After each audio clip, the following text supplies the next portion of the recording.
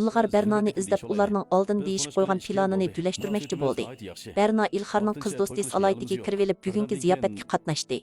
Aslida Ilg'arga yordamlashib oilasidagilarning to'yga oldirtishini to'sib bermoqchi edi. Lekin bundaq so'rinda Erbash personaj Muzaffar bilan bundaq o'ng'aysiz holatda qayta uchrashib qolishini o'ylabmi baxmagan edi. Ilg'ar qizg'inlik bilan ikkilanni tonishtirdi. Berna zo'rimiz o'rnavra aka yaxshimiz siz dedi. Bundaq salohiyat Muzaffarning yuragiga yangnidek sanjildi.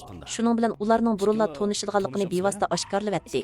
Bu chaqda Berna darhol ularning faqat oliy maktabdagi saboqdosh ekanligini tushundirdi. Lekin Muzaffar Bernaga qilchi yuz bermay, uni davomli tanqislikni qo'ydi. Berna o'qishmaslik bahonasi bilan atlab-saplab o'tkazib etdi. Ilg'ar bu vaqtda yanala muloyimlik bilan kayfiyatni tangshab, Bernaga Muzaffarning bo'lg'isi ayoli Nodirani tonishtirdi.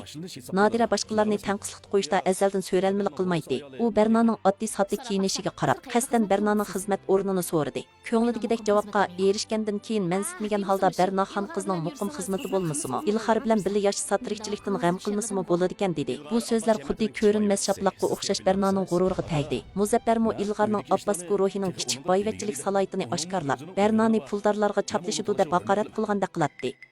Berna o'ng'aysizlanib tozliq uyga berib kelay deb ketdi. Uning yuragini texmi siqdig'ini, tozliq uyda turib o'ylamagan yerdan anglab qolgan Muzna guruhini Muzaffar Nodira uchun qurgan degan parang bo'ldi. Bu so'z uning qalbidagi eng oxirgi umidini barbod qilib etdi. 6 yil burun Muzaffarning sizning ismingizda shirkat qurman degan va'dasi bugungi kunda kulkiga aylandi. Muzna degan shu ikkisining ismidan kelgan emasmi? Bu guruhni Muzaffar bosh lider Nodira xon qiz uchun qurgan tursa. Berna, o'shani yig'ib ol. Sen uning bilan bir yo'ldagi odamlardan emas. Uning dunyosida endi sen yo'q. Bu qitimkisi faqat bir tasodifiylik.